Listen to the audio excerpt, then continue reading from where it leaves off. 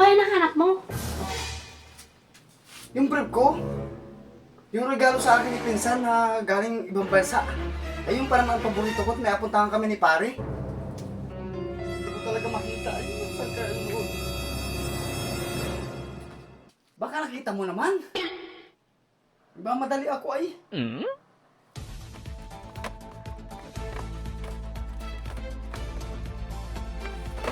Ito na oh.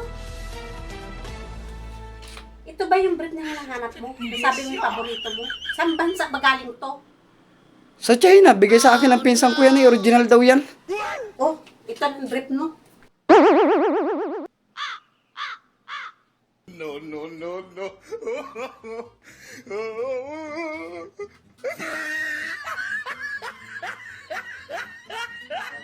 May pera ka ba dyan?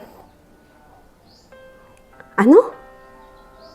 Eh, nahiram kasi si kumpare. Ang kwarta sa akin. Eh, wala man akong mapahiram. May pera ka naman dyan. Sa aunahin mo pa si kumpare mo? Wala na nga din tayong makain. 100 piso na to. Eh, pahiram mo muna sa akin at nahiram nga si kumpare. Ay oh. Bahala ka. Ikaw ang gumawa ng paraan. Mas aunahin mo pa si kumpare mo. Eh, naawa ko kay kumpare. Eh, wala silang makain.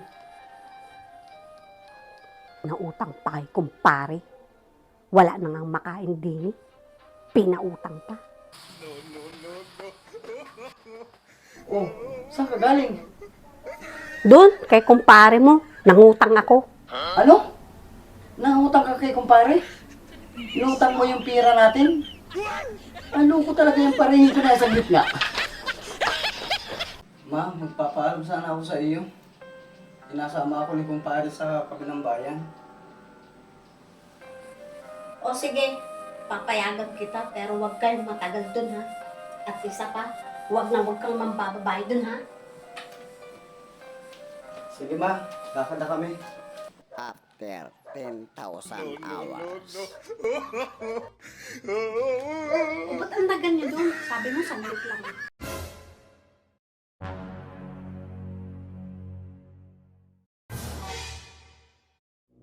Wala niyang lalaki ito.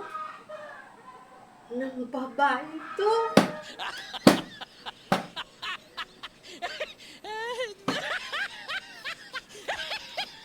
Oh, bakit anong inaalabunuto mo dyan? Ay ano ito?